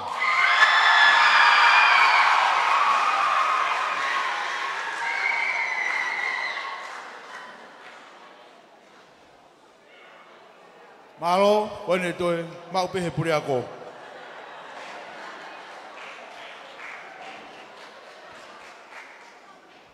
Ki mua pe tau hokatu ki he uluaki, ukai pea ki pare makehe. Koe pare ki he teunga lelei taha, ko panga ni mangeau, ma uia he parokia, hou maa.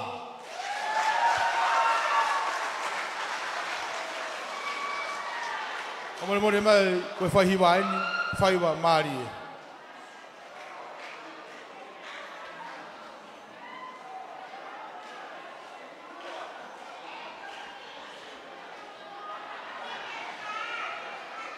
Whaki ai pare, parokia homa, ia haisipe, vaea.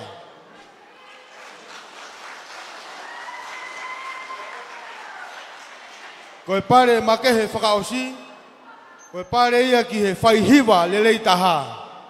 Whakia mai parokia se su koe tui, homa kerikao.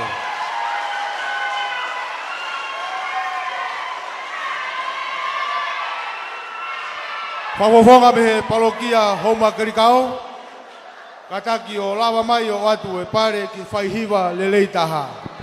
Whaihiwa hoko ia a Parokia homa kerikao. Andrew Sosefoni Ukapu.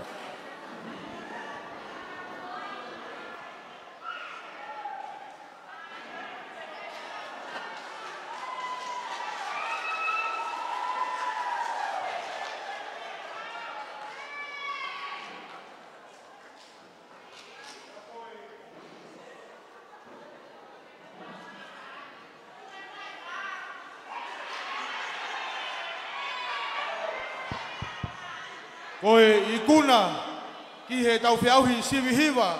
Yo no katoa nga e tau te au ni mga fulu mawalo e kolisi a fōu.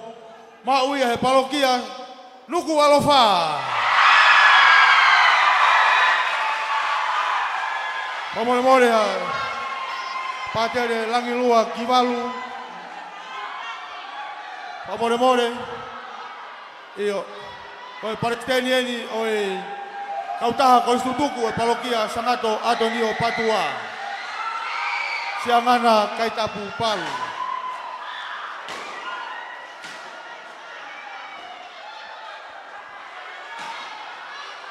Malo, kataki o pas-pasi mai ke hikuna e tau whiauhi parokia nuku alofa.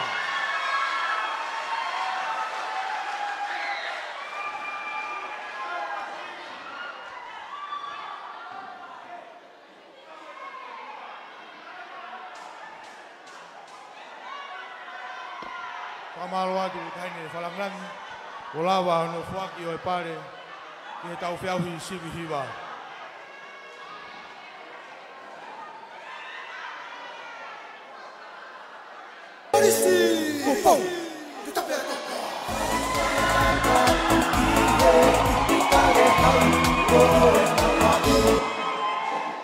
Pamalo atu tahine pase mata tau ni sila. Katau hoka tu mua ki he whakamalo, kore heni ki he me mipa, mi he poate ako, korisi a fōu, ki a silo tahi, kini whahoko ai whakamalo, malo apitu.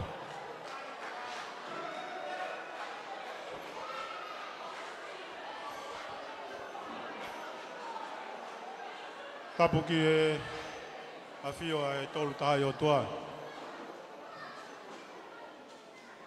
Pea kukore pe mua whea moerot. Tu pe mua ke u piki atu pe i he malu e whakatapu na e osi o noa whaki. E he lea taritari o e kamataanga o e katoanga koini. Pea tuku pe mua ke u whanga atu i he tala whakatapu o e whonua pea moerotu. Kai ata mua au ke whai ai whatongia o e whiawhi koini. Whawhawhonga atu ai pure ako. Kauma e whanau ako lolotonga e korisi apfou. Pe ki he sea pa moe poate ako ai korisi apfou. Ke whawhawhonga atu ai whakamalo. Ko tui koe aha koini, ko tau e langi. Pea koe whakawheta ia mo e whakamalo e aha koini. Oku kei lawe mawhana mai pe ai lau maari o e toi tuu. O tau ausi ai aha koini. Pe a kei tu ta whaaki pe ai whae ai kolisi o Maria. Pe a mosangato Peterosa nere. O whai hono hufe kina. Ai aho koin. Pe a koutui kua tau hakahelangi kua tau. Pe a kua tau pata i he fia kua tau mau he ahoni.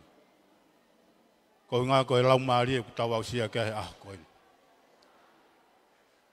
Ko ia e whamalo whawhonga tu i he aho koin. Ta ine Pasmata, taun sila. Kau ma haisipe vaia. Whawhonga tu e whamalo. Ko ngā ko momea. Whakalangilangi he kātoanga i aho koin. Pea koutu i uku lau koloa. Mo lau monu ai. Ai kātoanga. O e koristutuku i he aho koin. Pea e whakamalo ki he kau whakamau. Na nau whai hono whakamau i. Ai sibihiwa whakaofa na tau whai he ahoni. Pea e whakamalo ki he kau sponsor ko toa pe na nau sponsor. Ai katoa ngai aho koin. Whawhonga tu e whakamalo.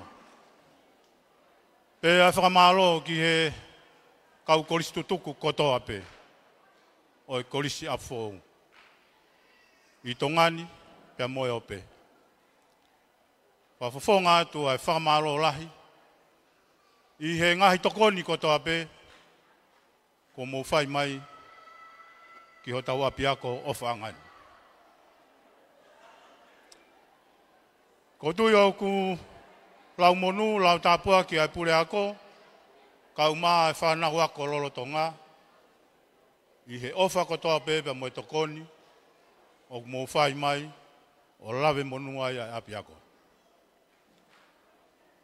Ko tui koe kolo ai au ku whiewhia ai ai whanau pe mo e pure ako. Kau maa e kau whai ako e api akoni. I hono teu i e tau whanau. Ko inga pe ko mo lawe mai. I he ngahi tapa keke. O e api akoni. O kou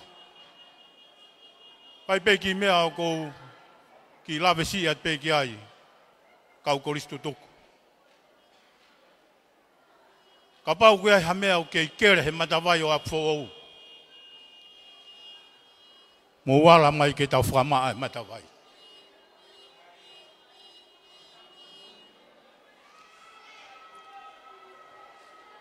Hei kai toi ai hata haia tene toi whamaa e matawai e apiako ko apfo ou. Ko tau tolu pe koristutuku.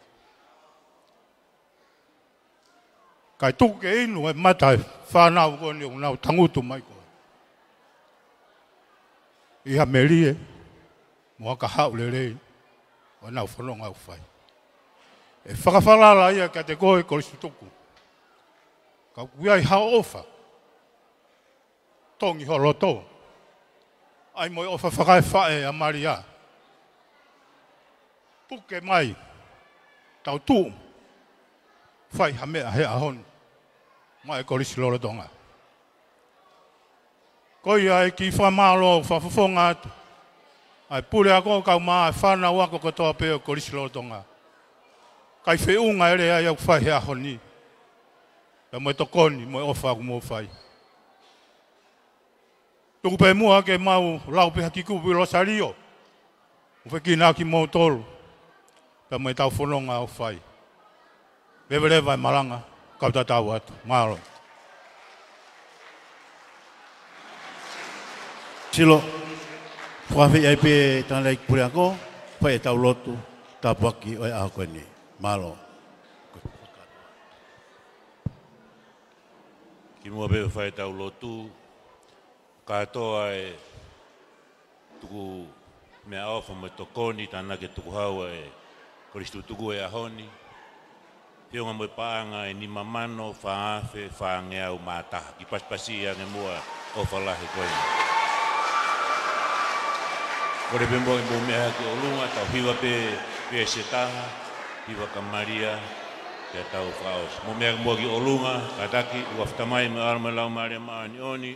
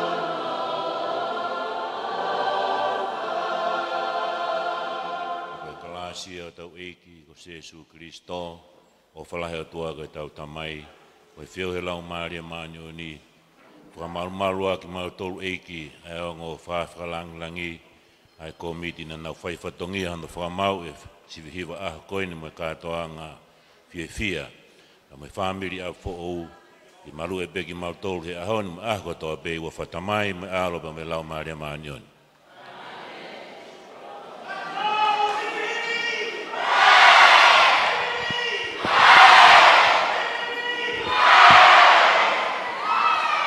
Pero kakato ia ai programa kong hano ko ia o ani ai ko lava ia ai sibhiwa demo ngahi pare ko foki na dolo no katoa pero kato tama bena wat ma fa malo be foki ke ko stutuku pege lufe boys Veganeta bebo que arisi waka tamo família mo ngale kita wa aho fifia aho mafana me misa beko ya anehu fo mai helaka wa o mai heni ye hiwa ko ni modo fo moni i ya hiwa klasi ma'runga apito no ikuna ia toro amafanga ua ko slo donga dia uruaki na strato avenue patua mei no alofa fa he wala le taha parokia se su ko tui me homa grekao te unga le taha parokia mafto tabu me homa podang ni tau fea ko mai be honi mo tal mo no at ga ko ya apopongi ka foi fatunge ko ya honi tal me ne ho mai ki he hoani me tawaki faita albate junior kisina websa lea loki kia filia paia ka ma foki apotale votu foa per motu bolea me tawaki tio sione tana tohi me sake fa mo kioa Kau sa Slovaka, momea.